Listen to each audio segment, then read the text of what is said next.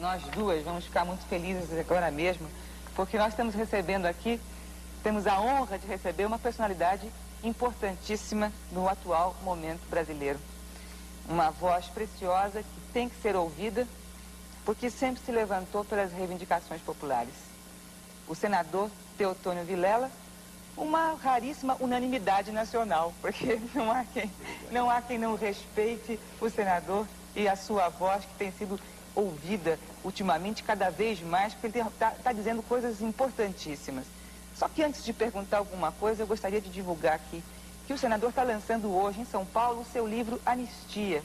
E o livro é uma coletânea de documentos sobre tudo o que ocorreu durante a campanha da anistia no Brasil. Todo mundo está convidado. O lançamento é às 8 da noite no Sesc, olha, às 8 da noite no Sesc Pompeia, sabe onde é, né? Na Avenida Pompeia, tá? E todo mundo tem que ir, porque é fundamental. Vamos lá. Senador, eu gostaria de começar perguntando ao senhor sobre um assunto que está em pauta, que aconteceu ontem, no dia 25/1, aniversário da nossa cidade, São Paulo, né? Tivemos um presente, foi assinado um decreto-lei alterando a lei salarial. Eu gostaria, eu acho que, não sei se eu entendi bem, vamos ver se a gente consegue chegar ao fundo dessa questão. Parece que por esse projeto, o chamado índice de produtividade, que seria o chamado aumento de salário, foi definitivamente cancelado. Estou certa ou estou errada? Certo. O que é que isso significa exatamente? O que é que essa política salarial, como é que ela se traduz? Essa política, infelizmente, eu tenho que denominá-la de cruel. Cruel sob todos os aspectos. Cruel porque ela atenta contra os direitos do trabalhador, do assalariado, direitos que foram conquistados através de lei no Congresso Nacional. É cruel porque ataca o poder legislativo que produziu uma lei e essa lei é derrubada mediante um decreto que não tem competência legal para tratar desta matéria. E é cruel porque dá início a um processo de total aniquilamento do direito do trabalho. Isto é o princípio. Já está se dizendo por aí Sim. que a crise passou, a situação já voltou à normalidade, o Fundo Monetário já resolveu os problemas, etc. Não, nós apenas estamos botando o pé na beira da praia. Até onde iremos no alto mar, eu não sei.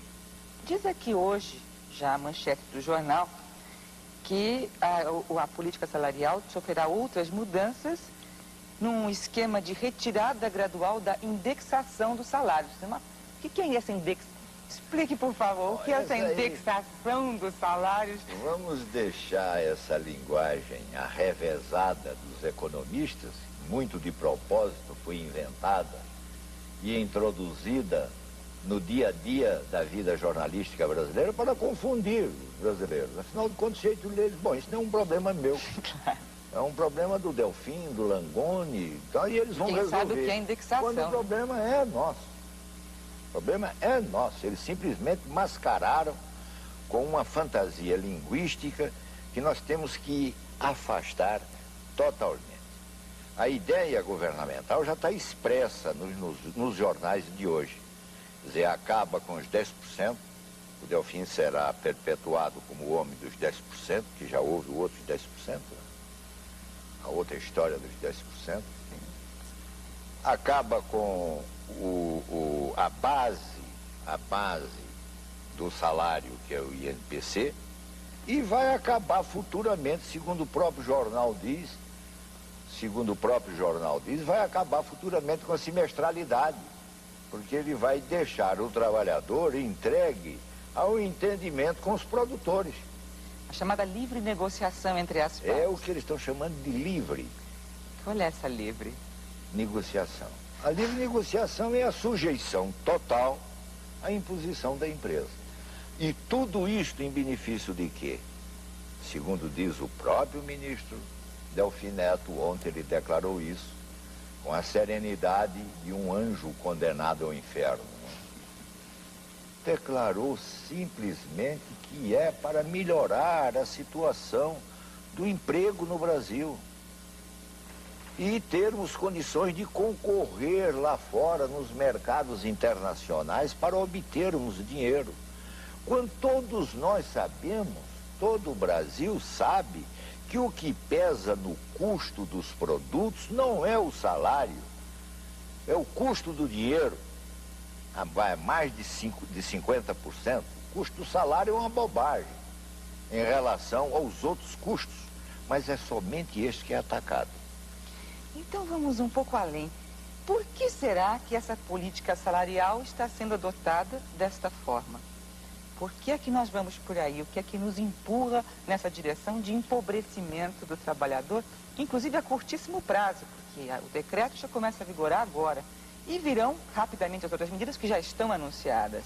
Então, qual é essa da virada da política salarial? Você disse bem, o que é que nos empurra? Porque eu ainda ontem utilizei este verbo. Digo, nós não estamos sendo governados, estamos sendo empurrados.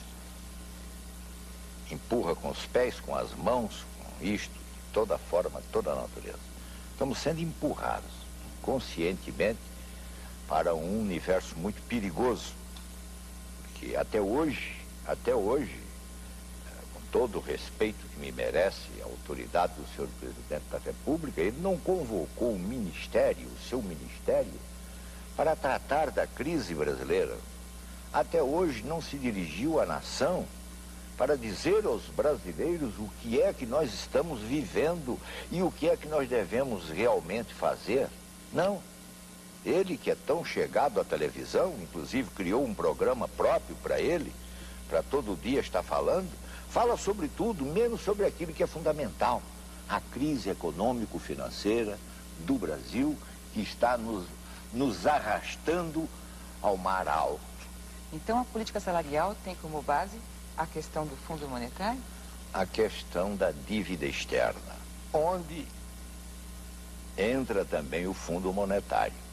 Mas a dívida externa brasileira, que já está em torno de 100 bilhões de dólares, 100 bilhões de dólares é uma montanha de dinheiro aqui no Japão, na Inglaterra, na França, nos Estados Unidos, em qualquer parte do mundo. Assombra qualquer pessoa, 100 bilhões de dólares.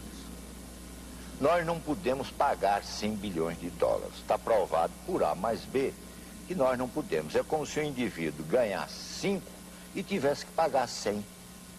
Não paga. Não pode pagar. Se endivida mais, então, né? Então, as nossas autoridades monetárias resolveram fazer essa movimentação toda que está sendo feita e dizendo que o Fundo Monetário Internacional tem condições de regularizar a nossa situação. Não tem. O fundo está entrando nisso com uma parcela de 5 bilhões, se muito. Para 100, é muito pouco.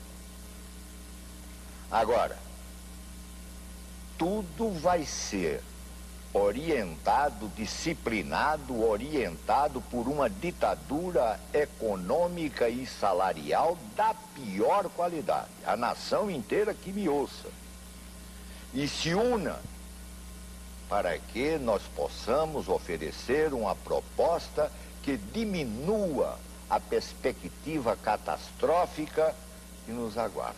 Então, o projeto Emergência que o senhor está propondo às oposições, está aqui no jornal inclusive, Teotônio fala com Lula, com Brizola e com todo mundo, sobre um projeto Emergência, significaria o que exatamente em relação à situação nacional? O projeto Emergência é uma proposta que contraria exatamente o que estão fazendo as autoridades monetárias internacionais, ou as autoridades monetárias brasileiras. Então nós vamos oferecer uma proposta onde há problemas a se tratar de problemas de natureza política, de natureza econômica, de natureza social, de natureza financeira, garantindo um mínimo de direitos à sociedade brasileira, que está totalmente desarvorada, entregue ao pânico. Entregue ao pânico. Entre as medidas propostas é a moratória. Uma delas é a moratória. A primeira é a moratória. Que seria a moratória, a negociação da dívida? A moratória é a declaração unilateral de dívida. Ou dizer, o Brasil chega aos seus credores e diz: eu não posso pagar. Ou eu pago você, ou eu mato o meu povo. E em relação ao mercado interno, o que significaria o projeto Emergência?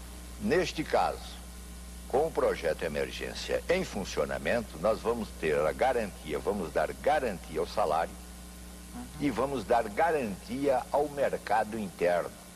Ampliar o mais possível o nosso mercado interno com a produção de bens coletivos que atendam a coletivo e que atendam o povo, porque o que nós estamos produzindo não é para nós, é para os outros, serve a outros. Temos que ter o cuidado de nos voltarmos agora para o interior do país. Vamos revitalizar a agricultura, a média indústria, a pequena indústria, todas aquelas atividades que, na verdade, trabalham na produção de bens coletivos. E com relação E reservaríamos uma margem de produção, uma parcela de produção para o mercado externo, a fim de obtermos aquele mínimo de recurso de que necessitamos para o petróleo e outros produtos indispensáveis à industrialização. E tudo isso é possível, não é fantasia nenhuma de Teotônio Vilela. Senador, vamos voltar um pouquinho assim para o seu livro, que está sendo lançado hoje, e que nós gostaríamos que todo mundo tivesse conhecimento. De que se trata o livro Anistia? Uma coletânea de documentos sobre tudo o que ocorreu durante a campanha da anistia. Eu quero chamar de campanha da anistia o período que foi da apresentação do projeto oficial ao Congresso até a sua aprovação final. Porque, na verdade, a campanha da anistia tem uma extensão enorme. Ela foi iniciada por muitas mulheres corajosas nesse Brasil, e eu quero ressaltar isto aqui na TV Mulher. Foi a mulher brasileira quem iniciou a campanha da anistia. Foi ela quem empunhou a bandeira e, às vezes, muitos homens, eu assisti, corriam. Mas corriam de verdade. Corriam da televisão, corriam do rádio, corriam do jornal. Mas a mulher brasileira foi quem empunhou a bandeira da anistia e eu fui simplesmente um elemento coordenador dos trabalhos. Depois fui presidente da comissão mista que presidiu a discussão sobre a anistia. Na qualidade de presidente da comissão mista, tive a oportunidade de visitar todos os presídios brasileiros, todos os presos políticos brasileiros, manter entendimento com eles, saber de sua situação e se eles eram ou não aquilo que as autoridades policiais e militares divulgavam. Uns monstrinhos, né? Uns monstrinhos que sangravam o pescoço das crianças, brincavam cegando crianças, coisas desta ordem, né? Eram chamados terroristas. O livro traz o depoimento dos presos políticos, o livro traz o projeto governamental, o livro traz o substitutivo que nós apresentamos, nós da oposição apresentamos, ampliando os espaços que nós consideramos curtos, oferecidos pelo governo, e tudo o que ocorreu, o relato, as atas, as nossas discussões no plenário do Congresso Nacional e na comissão mista, na comissão técnica. Então o livro é um documentário importante, porque ele não é uma fantasia, não é um relato meu pessoal. Não. Se eu apareço dentro do livro, num debate, numa discussão, num discurso em que nós estávamos procurando melhorar a situação da lei.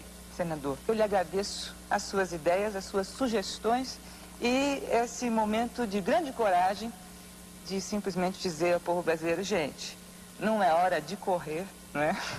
Que é essa grande mensagem que o senador Teotônio Vilela está dando a nós todos. E ele quer mais um minutinho. Eu dou, né? Tudo bem.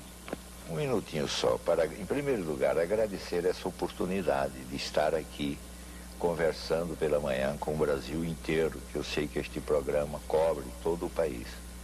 Quero agradecer à rede que acolhe a minha presença, a todos que estão aqui trabalhando, a começar de você, ao mais humilde dos que contribuem para este trabalho, e dizer ao Brasil inteiro uma coisa: nós, brasileiros, não vamos perder a nossa soberania política nem a nossa soberania econômica.